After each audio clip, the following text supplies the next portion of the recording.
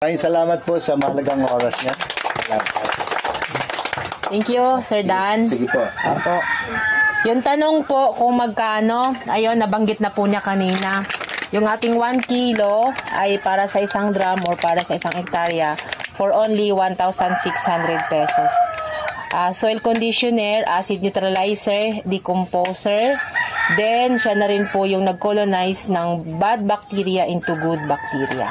Yung bad insect po, magmula pa lang sa itlog, tatrabahuin niya, lulusawin niya na, gagawin niya ng good insect. Okay? So, ito po ay pinaka-fertilizer na natin, insecticide, pesticide.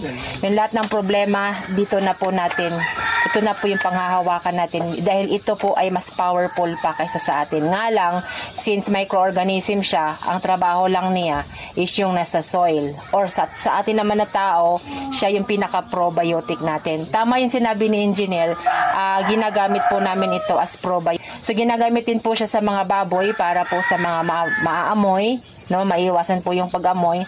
Bakit po nagkaroon ng magandang resulta sa baboy? Kasi pag nag-probiotic si baboy, na pinapaganda po yung digestive system niya. So ngayon, pag gumanda po yung digestive system niya, hindi muna siya dudumi. Matutulog muna si baboy bago niya idumi. Kadalasan po, pag pinakain natin si alagang baboy, yung iba, hindi pa tapos kumain, yung iba tumatabi na para dumumi. Yan. Pero dito po, hindi. Matutulog muna silang lahat bago sila magdumi. Kapag natulog sila at may maingay, may nalaglag, whatever dyan, wala silang pakialam kasi natutulog sila. Dahil dito po, kung napapansin natin, pag pinakakain yung baboy, di ba dumudumi ka agad?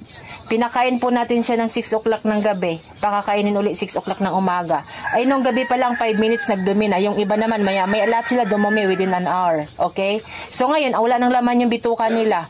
Kinabukasan mo papakakainin, ibig sabihin natutulog silang walang laman ang tiyan, kaya ingay sila ng ingay.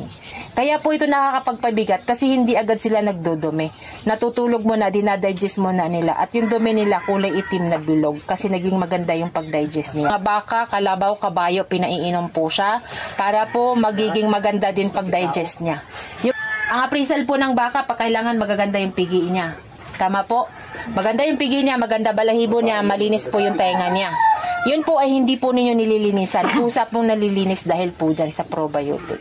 Yung balahibo niya kuminis kasi yung pagkain na kinakain niya napapakinabangan niyang mabuti. Dahil po dito. At the same time, malayo po sa sakit. Sa mga baboy po, yung magkaroon po ng mga sakit ang mga baboy, sa lahat po ng nagamit ng probiotic, hindi po naapektuhan. At ang bonus po dyan, walang amoy yung dumi ng baboy. Napakaganda ng quality. At yan po ay money back, 100% money back guarantee. Ako po ay may YouTube channel.